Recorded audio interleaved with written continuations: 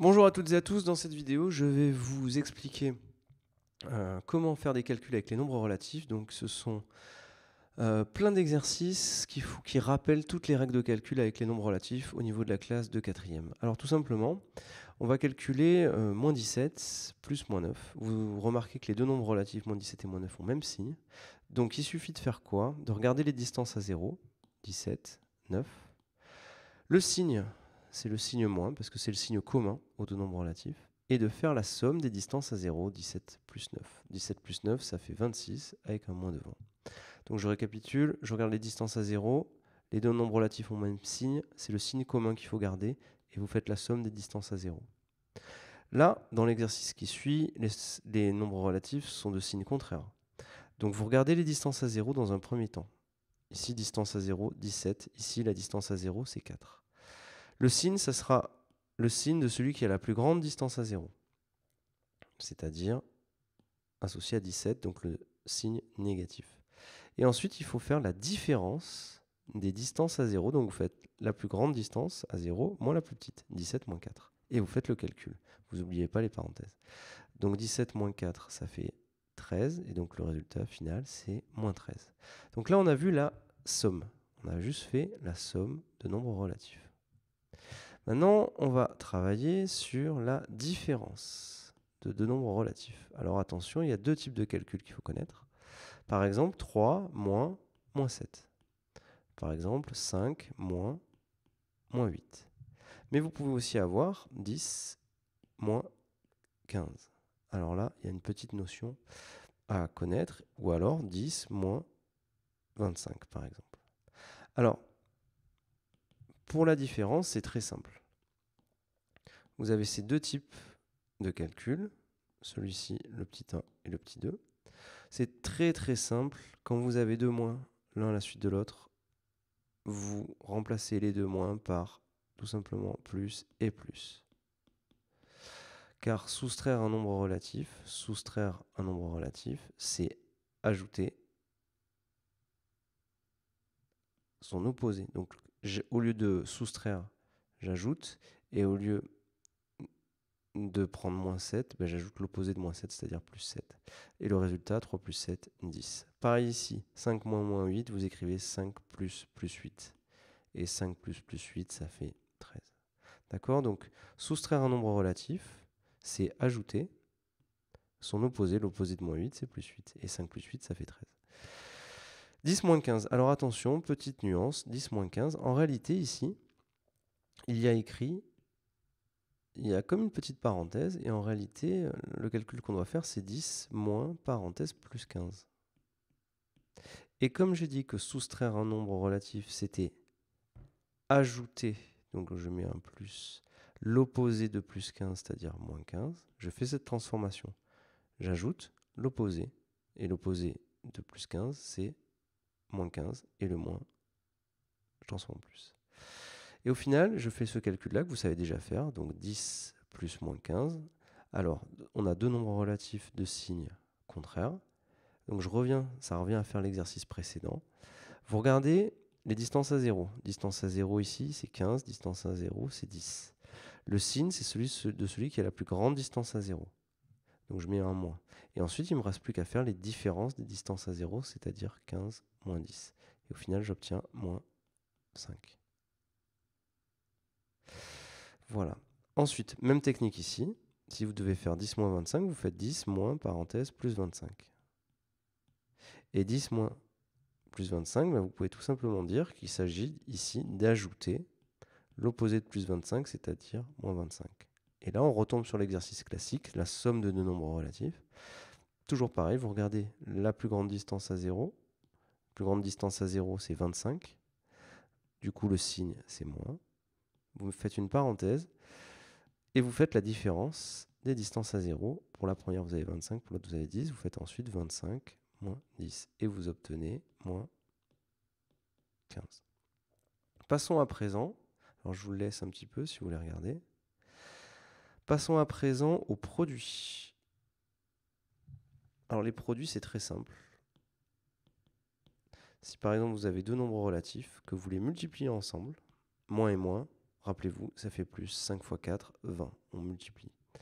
Si vous avez moins 4 multiplié par moins 3, n'oubliez pas, on parle de multiplication. Donc il faut faire à un moment ou à un autre 4 fois 3. Donc moins et moins plus, 4 fois 3, 12. Par exemple, si les signes sont toujours pareils, alors attention ici, si par exemple vous avez deux nombres relatifs, mais de signes contraires, alors là, c'est le moins qui l'emporte. Et on fait 4 fois 10, c'est-à-dire 40.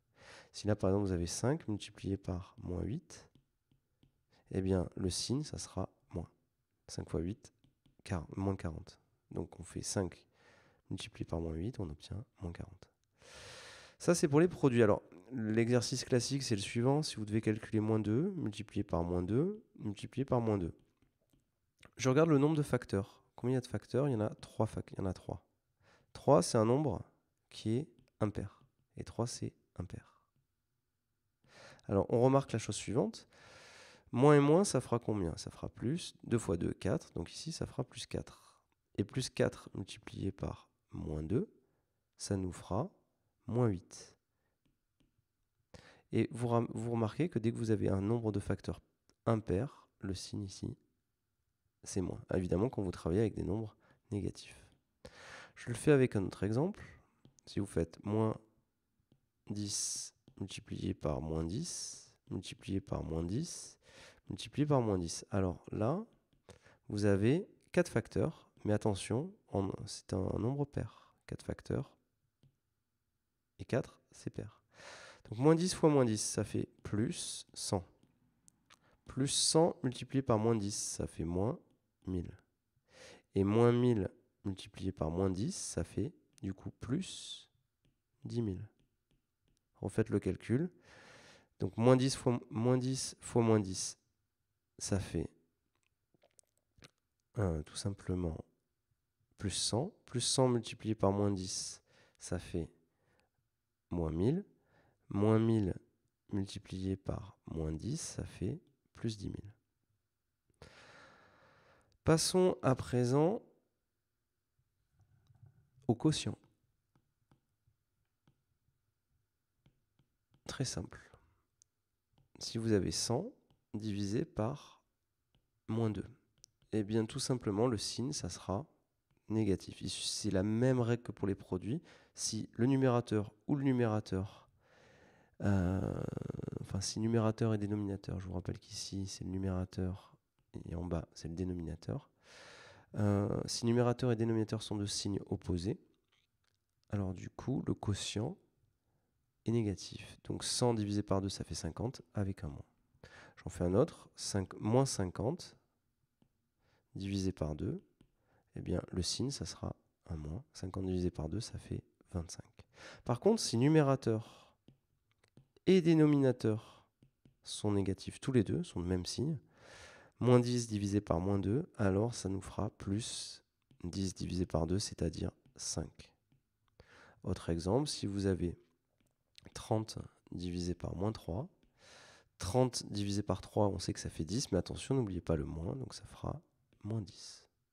Petit exercice classique, si vous avez la quantité suivante, eh bien faites bien attention, parce que moins 10 divisé par moins 2, moins et moins, ça fait plus, mais n'oubliez pas le moins qui est ici. D'accord? Donc moins 10 divisé par moins 2, ça fait 5, donc vous écrivez moins, et moins 10 divisé par moins 2, mais vous écrivez 5. D'accord? Puisque cette quantité-là vaut 5, puisque moins et moins fait plus. Ça, c'est la chose qu'il faut savoir sur les quotients. Alors, dernière chose, un petit exercice tout simple de synthèse. Si vous devez calculer, par exemple, une expression de ce type-là, calculer, par exemple, donc moins 50, moins 30, plus 100, le tout, divisé par moins 20. Alors, attention, il y a plein de petites choses à revoir.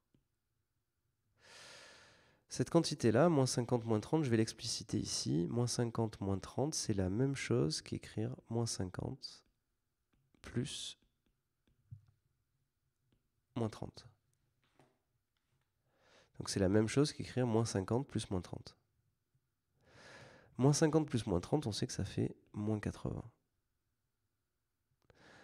Ensuite, nous reste à calculer.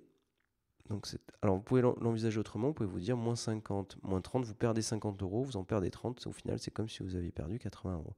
Mais sinon, moins 50, moins 30, il faut bien voir que c'est la même écriture que on a vu tout à l'heure. Soustraire 30 à moins 50, ça revient à ajouter l'opposé de 30, c'est-à-dire moins 30. Au final, vous faites moins 50 plus moins 30, ça fait moins 80. Donc, la quantité que vous avez trouvée ici, moins 50, moins 30, là, vous la remplacez, ça vous fait en fait moins 80 plus 100. J'ai juste recopié cette quantité-là, je l'ai remise là. Le tout divisé par moins 20. Et je continue mon calcul.